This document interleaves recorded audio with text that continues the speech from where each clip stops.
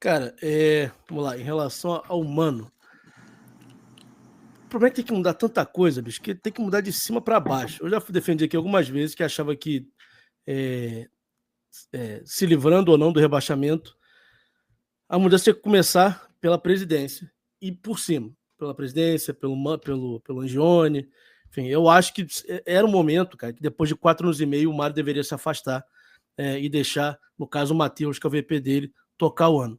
Até porque já é quem toca a SAF, já é quem toca a Liga, já é quem toca Maracanã, apesar do Mário botar muito a cara, até porque ele foi muito bem falando e tal, às vezes vai bem, às vezes não vai bem, mas é um cara que tem muita facilidade na oratória e gosta de falar, ao contrário do Matheus, que não gosta de holofote, então ele que dá a cara, mas não quer dizer que é ele que faz as negociações e que é ele que está de frente de tudo, não é, é o Matheus. Então eu acho que por uma questão de ciclo, por uma questão de, cara, 4 anos e meio é muito tempo para presidente, para governador, para prefeito, que dirá para técnico de clube. Desculpa, para presidente de clube. Então eu acho que já deveria começar por aí.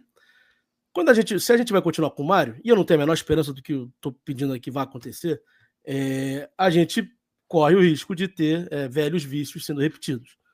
E aí é que reside o meu medo. Tem aquelas coisas, por exemplo, o Mário nem o Angione gostam de treinador estrangeiro. Aí não gosta de treinador estrangeiro, não quer treinador estrangeiro porque é modinha, porque não sei o quê. Me incomoda muito todo mundo em algum momento ter tentado técnicos estrangeiros e o Fluminense jamais ter tentado um técnico estrangeiro. Pô, Fortaleza deu certo com o Vojvoda. Tem muitos casos que dá errado, mas tem os casos que deram certo também. Pô, o Botafogo deu certo 2 vezes com dois portugueses, deu errado também com outro português lá. Flamengo deu certo com o português, deu errado com o espanhol. Palmeiras deu certo com o português, o Vasco só deu errado com os portugueses.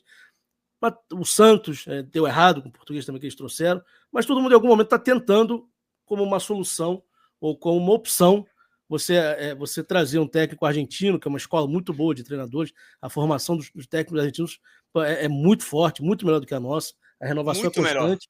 Muito melhor. Eu tô há anos pedindo o BKSS, agora está na seleção do Equador, uma pena, porque se a seleção do Equador pegou, a gente poderia ter pego, enfim. E fato é que eles não querem. Então, já começa o primeiro vício aí. O segundo vício é das contratações. Aí começa a se falar Igor Rabelo. Gente, tá machucado o tempo todo. Igor Rabelo. Tudo bem. Aí, Passou 2 essa anos época de parado, especulação. né? Pois é, exatamente. Aí, porque tem 29 anos. Mas, pô, tem 29 anos, mas tá sempre machucado. Então, assim,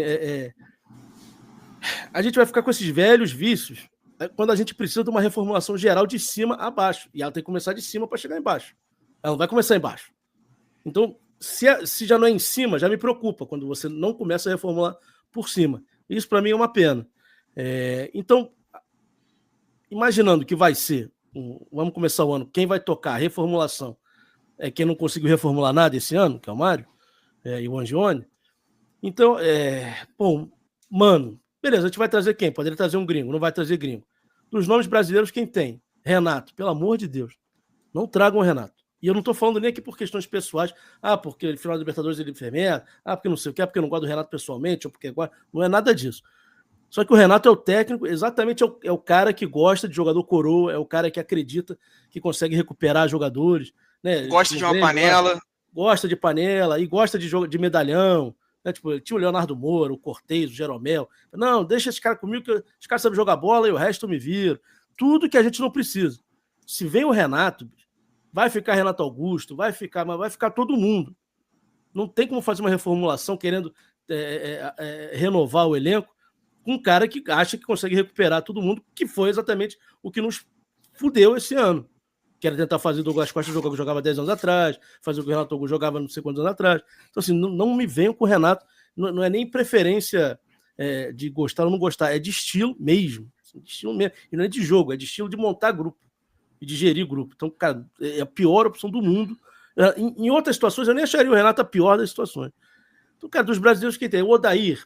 Cara, o Odair foi muito importante no momento ali. Era um futebol horroroso, aquele tripé de volante, mas foi que botou a gente na Libertadores de novo. Então ele tem méritos. O que não quer dizer que tem que ficar voltando. O Fluminense tem a mania de ficar voltando o tempo todo em coisas que já foram, e em vez de olhar para frente, que me incomoda muito. Serve para jogador, serve para técnico. Cara, e honestamente, dos nomes brasileiros, que vai ter o Cuca eu acho que o pacote é muito pesado também, é muito, não sei, não dá. Então, Cara, aí vai sobrando quem? Sobrou o Tite. Cara, o Tite eu não acho ele horror, porque agora, depois que o cara vai mal no Flamengo, automaticamente ele vira o pior treinador do mundo. Eu acho que nessas condições, o Tite seria um bom nome. O Tite seria um bom nome, agora também não é um nome que eu queria para ver uma mudança grande. Então, assim, do Tite pro Mano tem muita mudança, tem muita diferença. O Mano já tá aqui. O Mano é um cara que mostrou que pode fazer reformulação, que quando precisou, ele tirou o Marcelo, quando precisou, ele deixou o Renato Augusto um tempão encostado. O Felipe Melo. Então, assim, o Mano é um cara que mostrou que ele não fica tão apegado aos medalhões. Então, tem tanta diferença entre o Mano e o Tite, considerando todas essas opções que eu falei aqui, e descartando? Não tem, né? Já tá aí. Tem opção de renovação automática. Mas ele disse que quer saber se o Fluminense quer ficar com ele ou não. Eu acho que sendo que o Mário vai continuar à frente do Fluminense, então eu acho que não tem muito como, eu acho que não tem nem como sair disso. O que eu gostaria? Eu gostaria de um monte de outras coisas. Gostaria de um monte de outros nomes. Agora, o que vai se desenhando para mim é o Mano. E aí, como o Vago, o Laranja bem falaram, também eu sou muito grato ao Mano. O Mano chega no Fluminense, falei no começo da live, com 6 pontos em 13 jogos. Dos 46 pontos que o Fluminense fez, ele fez 40. Então, não tem como não ser grato ao Mano. Pô, o cara pegou o Fluminense assim, na VAR, rebaixado. Rebaixado. Quem olhar essa tabela fala, cara, rebaixado. Porque o Fluminense, a gente confia, a gente acredita. A gente sabe que o Fluminense tira do nada, não sabe de onde força para fazer esses milagres. Mas a verdade é que, cara, mas tá na conta dele. Com errou, foi muito mal contra o Atlético Mineiro. A Copa do Brasil em nada me incomodou. Honestamente, eu achei que foi bom pro Fluminense. A gente debateu muito na época aqui, que achei que no fim das contas era melhor de ficar numa frente só, porque não tem como abrir mão de Libertadores. Então, cara, Libertadores, a Copa do Brasil, tá bom, a gente não ganha a Copa do Brasil, né, ganhamos uma vez, então dane-se esse ano, abrir a mão. Irrita ser eliminado pelo Juventude do Maracanã, irrita muito. Mas, cara, o importante realmente era não cair. Então, acho que ali não me incomoda. Agora, realmente, a Libertadores me incomodou muito pela forma que foi, com a forma como ele jogou contra o Galo lá. Agora, cara, nada paga a gratidão que eu vejo entre erros e acertos que o Mano teve de importância. O futebol foi maravilhoso, a gente não foi. Mas o futebol não foi maravilhoso em momento nenhum esse ano. Então, o importante eram os pontos e eram as vitórias. Então é isso. Eu acho que a gente vai continuar com o Mano, porque a gente vai continuar com o Mário e com o Angione. Para mim, a reformulação tinha que vir de cima, já que ela não vem. Então, eu acho que vai acontecer. Eu só espero que a partir disso... Aí muito se falou também, porque esse ano agora o Fluminense vai ter dinheiro. Se a gente não cair, vai ter dinheiro. Porque já entra muito dinheiro, e a SAF está adiantada, e não sei o que lá. Tá bom, beleza. Mas quando que vai ser isso? Porque também não pode ser de forma assodada, como a gente pede aqui desde o começo do programa, desde que começou o Sodanense, não pode ser feito as coisas às pressas, você não pode vender o seu clube às pressas, porque está todo mundo muito encantado com o Botafogo, que também é um começo de uma SAF, né, muita gente não olha para o lado, não vê o Vasco, que está à venda em algum lugar do mundo, porque o Vasco não sabe mais quem é o dono daquilo. O Cruzeiro já foi revendido. E por aí vai. Tem tantos outros exemplos de que não é bem assim, que se não fizer com cuidado e com transparência, você vende o seu clube e depois você perdeu o controle dele. Ele vai parar numa casa de leilão nas Bahamas e tu não sabe. Então, assim, ao mesmo tempo, a gente se livrou de estar na primeira leva de SAF, graças a Xerém, principalmente, porque é o que segurou muito o Fluminense. Então, a gente se livrou de estar na primeira leva de Vasco, Botafogo e Cruzeiro. Tô falando só aqui dos times grandes, não vou entrar em Curitiba e tal, enfim, mas dos grandes. Acho que também não subiu, né? Sim, exatamente, mas não vou nem entrar no mérito porque eles são times menores, mas dos grandes, a gente não estava na primeira, no boi de piranha, para ver o que acontece, o que não acontece. Graças a Deus a gente não estava, graças a Deus não, graças a Xerém a gente não estava nessa primeira fileira. Mas é óbvio que a gente sabe que na segunda leva a gente está. Na segunda leva a gente está. A gente consegue fazer time competitivo com uma folha de 10 milhões, como o Vago falou? Consegue. Mas a gente quer mais do que isso. A gente precisa dar o salto. A gente talvez tenha sido o último campeão romântico da Libertadores, o último campeão de modelo associativo. Mas a verdade é que a gente quer continuar competitivo. Não só brigando para não cair, não só querendo ficar em sexto, quinto, sétimo. A gente quer disputar títulos. Então, com muita calma, mas a gente tem que tocar esse processo. E esse processo, ao mesmo tempo que ele não pode ser assodado, ele tem que ser feito de forma transparente, tem que ter assembleia aberta no clube, os sócios têm que receber todas as informações. Isso também não pode ficar a passo de tartaruga esperando o estudo BTG do não sei o quê. Então, assim, o Vasco recebeu hoje um terceiro interessado na SAF deles. Tem o Grego, tem um outro lá e agora apareceu um outro.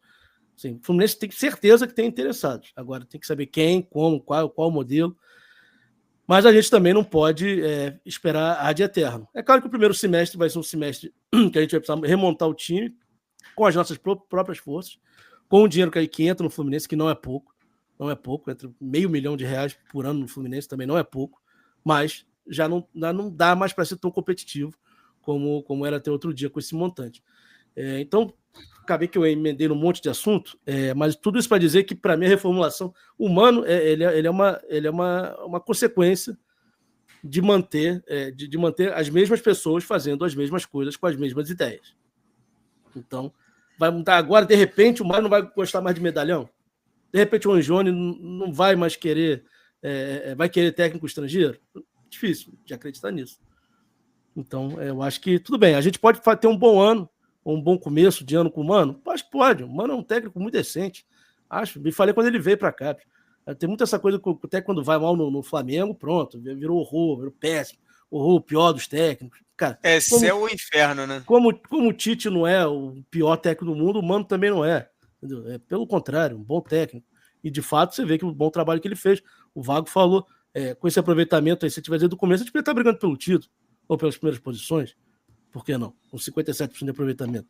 50%, depois subiu, desceu, agora não sei quanto fechou, mas é um aproveitamento muito decente. Agora, do técnico dos meus sonhos? Não, claro que não é. Mas, enfim, se não vai mudar em cima, dificilmente vai mudar embaixo. Eu espero que pelo menos o Mário, o Angione, todo mundo lá que comanda o futebol, que eles aprendam, que eles tenham a capacidade e a humildade de aprender com os erros que eles tiveram esse ano, que foram muitos. E que estão tendo uma nova chance, tem mais um ano de mandato, e estão tendo uma nova chance na primeira divisão, e bem ou mal com uma Sul-Americana, com uma Copa do Brasil, com o Mundial pela frente. Então que aproveitem e façam tudo bastante diferente do que fizeram esse ano. Não são pessoas inteligentes, são pessoas inteligentes e capazes. Já mostraram várias vezes. Alguém vai dizer também que o Mário também não teve acerto nos últimos anos. Teve. Ele se deixou levar por outras coisas, inclusive por soberba, de ser campeão, de apostar no Diniz demais. O Angione, alguém vai dizer que ele não é um cara competente, a história do cara do futebol, né?